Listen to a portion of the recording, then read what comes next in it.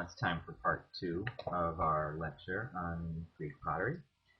So to recap, we last left off.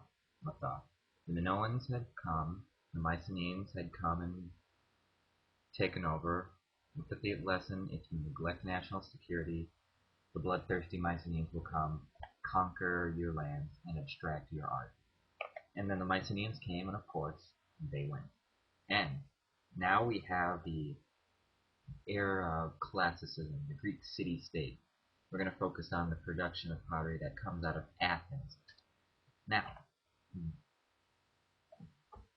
pottery was a major export for Athens. They had a very well-established workshop that just sort of seemed to make more and more and develop different styles and techniques that we're going to go over in a minute. But also, I won't go too much into this, but they even established workshops in their Greek colonies, so that in southern Italy, there would be Greek workshops that would produce pottery based on the Athenian model, and other places too. I think in the Levant, maybe even Egypt, but they like to spread it around, and it became a very vogue thing to have. If you were a prominent merchant or a ruler, you would have some, or even if you just had a little bit of money, you would own some Athenian painted pottery. It was the cool thing to have. If you didn't have it, you weren't cool. But anyway, we'll get started on proto-geometric, which ranged from about 1000 to 900 BC. And it came after the, remember, the Mycenaean culture declined by 13th century was when it was in decline.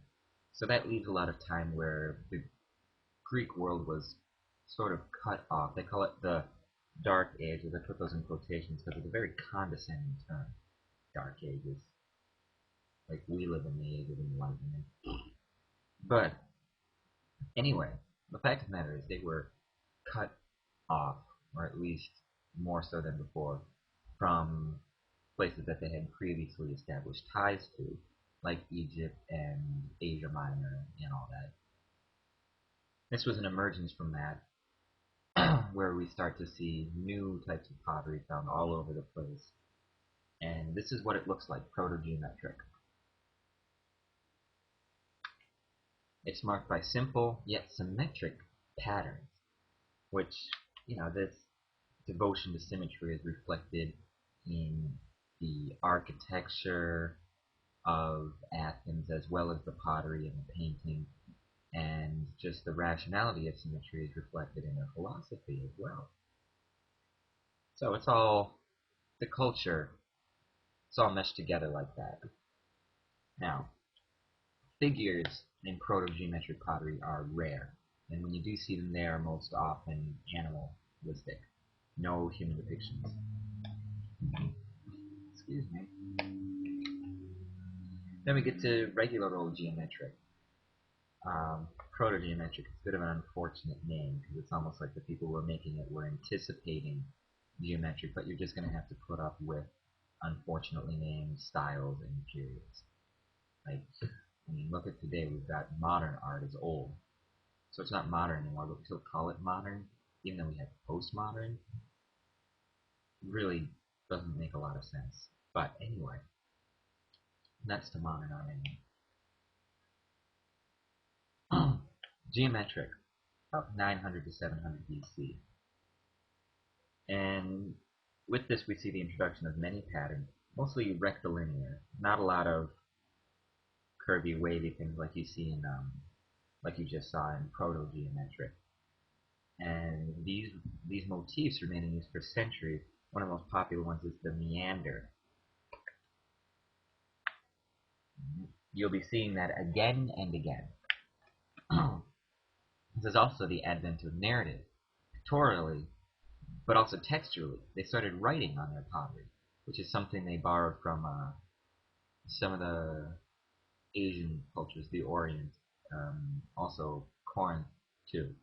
There were two major places of production, Corinth and Athens. Athens was the bigger one. And you also see animal, human, and semi-human figures. So you get, centaurs, satyrs, mythological beings. And then we get to black figure pottery, which is usually what pops into people's minds, either that or red figure, but they're both sort of closely related techniques.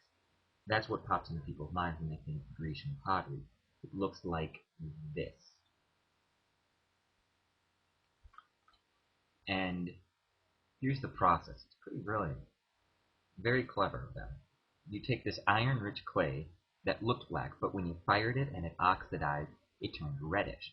So, they sketched the design on the pot that had not been fired yet, and they painted their figures in with a specially treated clay that turned black when they fired it. So, everything that wasn't painted turned red, everything that was painted turned black, hence black figure. You paint the figures that turn black. You add extra colors for accent, you scratch fine details into the paint, and then you fire, you polish, and you got something like this. Now, in Corinth, the other major area of production, we get a lot of animal friezes. That's primarily it. Athens, however, you get battle scenes, mythical beings, banquets, horse races, legends, women dancing, weaving, playing the flute, the things women tend to do. And also, you get the names of artists as well. Probably the masters who ran the workshops and the, if you want to call it, assembly, places of assembly, I don't know. And one of the most prominent ones was, I'm going to butcher his name, but it's Exekias. Exekias. E-X-E-K-I-A-S.